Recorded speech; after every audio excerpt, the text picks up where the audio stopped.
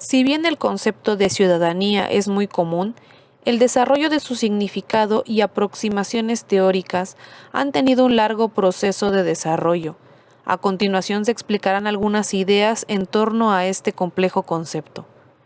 ¿Cómo ha cambiado el concepto de ciudadanía en los diferentes periodos de la historia y cuáles han sido las aproximaciones teóricas? El concepto de ciudadano tiene registro desde la Grecia antigua.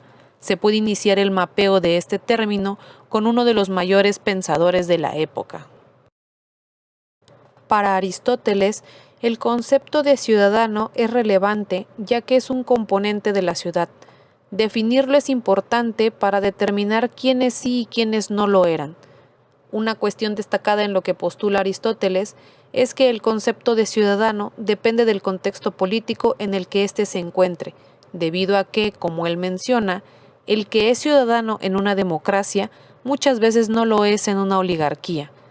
El ciudadano no lo es por habitar en un lugar determinado, ni tampoco los que participan de ciertos derechos como para ser sometidos a proceso o entablarlo. Aristóteles refiere que el ciudadano se define sin más a partir de su participación en el gobierno y en funciones judiciales, además de haber nacido de padre y madre ciudadanos.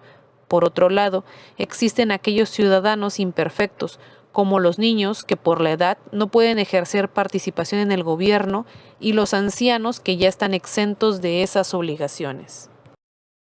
Ser ciudadano, en la definición de Aristóteles, es hacer uso del derecho permanente a participar en las decisiones de la ciudad.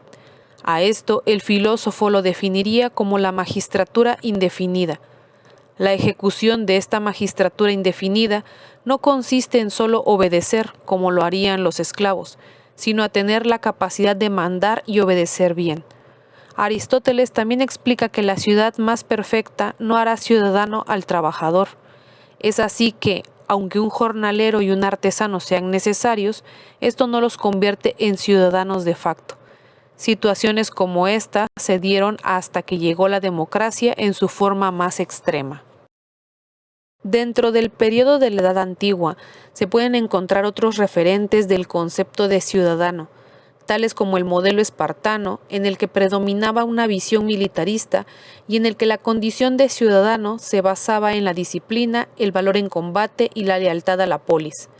Dada la rigidez de esta estructura, Aristóteles vio negativo el desequilibrio entre aquellos que eran considerados ciudadanos de los que no, derivando en el desmoronamiento de la sociedad espartana. Por otro lado, a diferencia del espartano, el modelo romano fue dinámico, respondiendo a diferentes momentos históricos y no solo ajustándose al principio de ciudadano por nacimiento.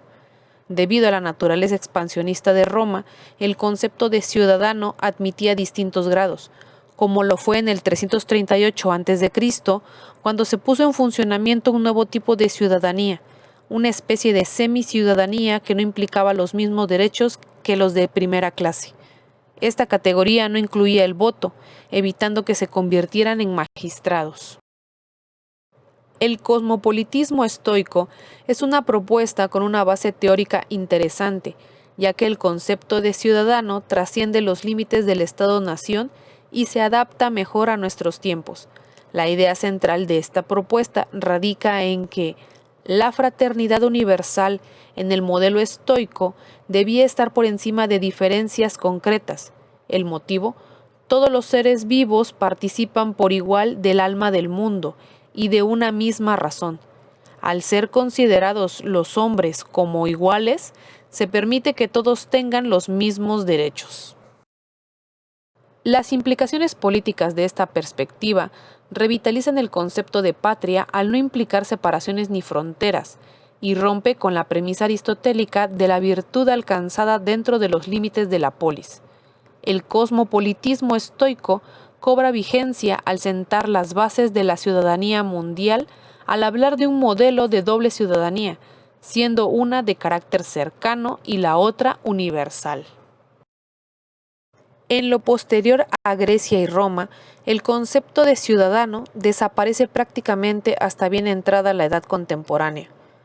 Al abandono de la ciudadanía corresponde el olvido de la idea de democracia, que, tras el experimento griego, es sustraída por otros modelos menos igualitarios.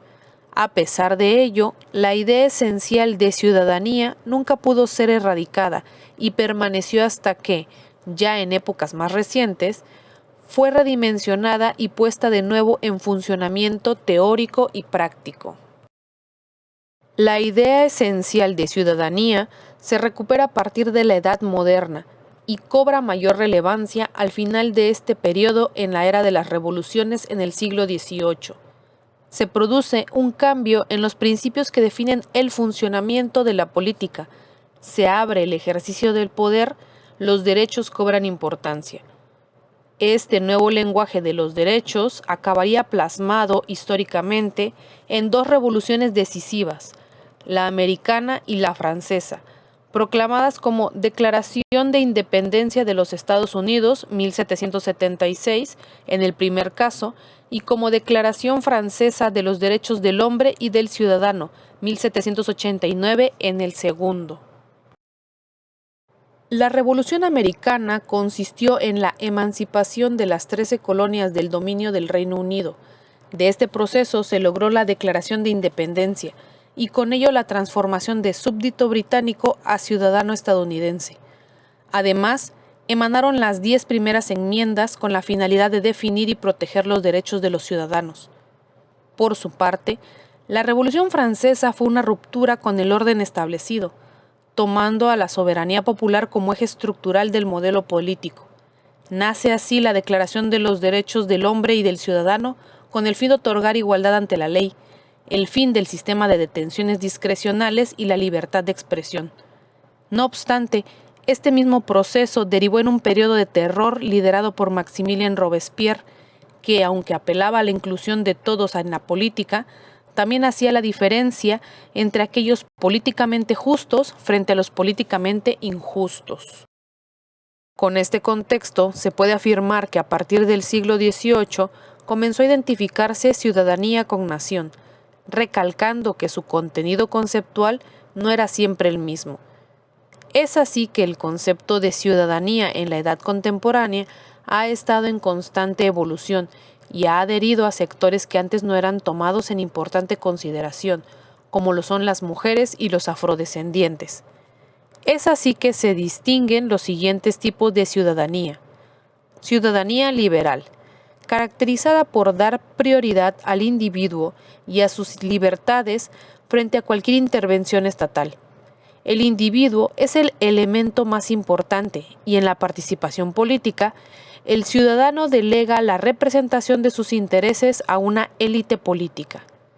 Ciudadanía republicana pone énfasis en la participación activa y el bien común, por lo que prima los derechos del ciudadano en lugar de los derechos del hombre. Ya que se requiere de un compromiso ciudadano, es necesaria la educación formativa para tener ciudadanos conscientes de sus deberes cívicos y políticos. Ciudadanía comunitarista. Privilegia los vínculos de la comunidad y la identidad grupal sobre la libertad individual. Los principios de justicia dependen de la dinámica y valores de cada grupo. Sin embargo, este modelo puede llevar a visiones cerradas que rechazan lo diferente. Ciudadanía diferenciada. Se enmarca en la idea de la igualdad interpretada a partir de lo colectivo, por lo cual se aplican protecciones específicas a grupos que han padecido discriminación histórica. Con este modelo, se corre el riesgo de aislamiento de los grupos y la ruptura de la cohesión social. Ciudadanía multicultural. Reconoce que el individuo está inserto en un contexto cultural específico, por lo cual se construye la ciudadanía en torno a la comunidad. Precisa de derechos concretos como el autogobierno o de representación para grupos minoritarios y marginados. Al igual que la ciudadanía diferenciada, la multicultural puede fragmentar lo social al no integrar las diferencias. Ciudadanía posnacional. Reconoce la realidad pluriétnica de los estados y su noción central es el patriotismo constitucional, en el cual los ciudadanos son leales a los principios y valores constitucionales. La idea de este tipo de ciudadanía es la de lograr una mayor cohesión social a pesar de los diferentes orígenes culturales. Cosmopolitismo cívico. Se accede a ella a partir de una democracia cosmopolita y consiste en defender un sistema global de derechos y deberes de alcance universal que vaya más allá de aspectos como el lugar de nacimiento o de residencia de cada individuo. Este modelo encuentra límites en la protección de la soberanía que ejecutan los estados nacionales. ¿Cuál es la importancia de la Declaración Universal de Derechos Humanos para redefinir la ciudadanía en el siglo XX? La Declaración Universal de Derechos Humanos vincula a obligaciones a los estados en favor del reconocimiento global de los derechos humanos y define a detalle los derechos, así como las libertades de las personas. La Declaración Universal de Derechos Humanos nace tras la Segunda Guerra Mundial a raíz de la devastación y, sobre todo, a la irracional y masiva violación de derechos humanos que cometieron los bandos beligerantes. La Declaración toma como fundamento la dignidad de las personas y se afinca en la comunidad internacional en su conjunto. Esto significa una compleja y significativa dicotomía de equilibrio entre la protección de los derechos humanos y el respeto a la soberanía estatal.